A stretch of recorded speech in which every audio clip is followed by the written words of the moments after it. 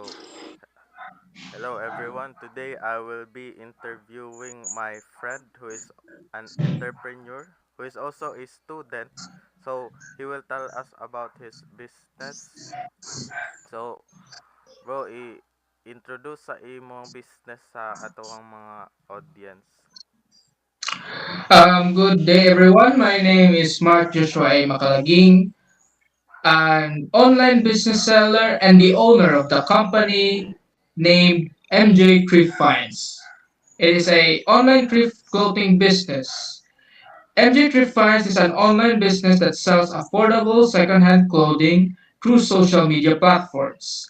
The businesses aim to provide stylish, budget-friendly, and sustainable fashion while promoting the reuse of clothing.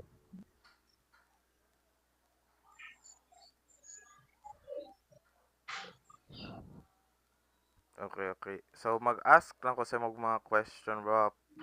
Kuan, more on the ethical side of business siya ba?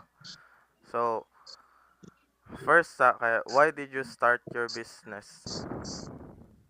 I started my business because I wanted to earn extra income while studying. I also saw that many students wanted affordable and stylish clothes. So I started selling thrifted items online. So, next is, what values do you follow in your business para ma-successful siya ba? Dili ka maghimo og mga ethically wrong practices.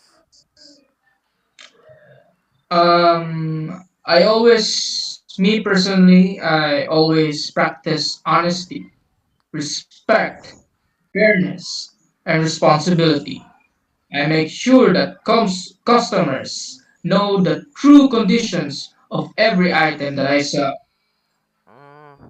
So, unsa may kuan in connected sa katong last question nako is, what ethical practice do you think is the most important?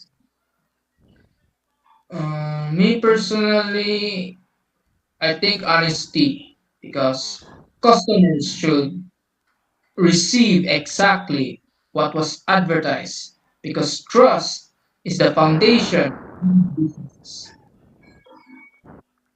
Sige. So, sa imong kuan, sa imong pagtanaw katong imong gipang-ingon nga mga ethics nga gina-practice nimo sa imong business, naka-face ba gyapon ka or naka-experience kag ethical challenge?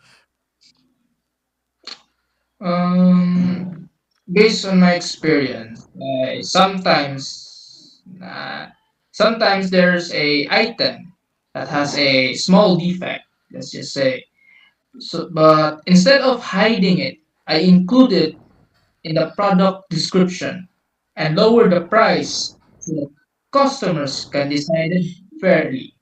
Mm. So, last question, bro. What advice would you give to future entrepreneurs?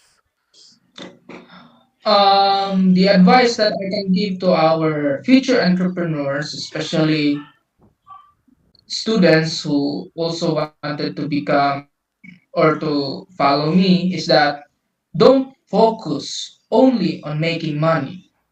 Build trust with your customers because a good reputation lasts longer than quick profits. Wow. So, mo lang to siya, bro. So, basi gusto ka nga i-advertise imong kuan ba imong business.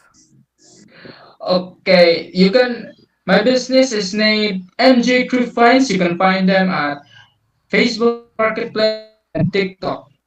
So, mo to siya you can find his business on TikTok or FB. So, visit lang mo guys. Thank you.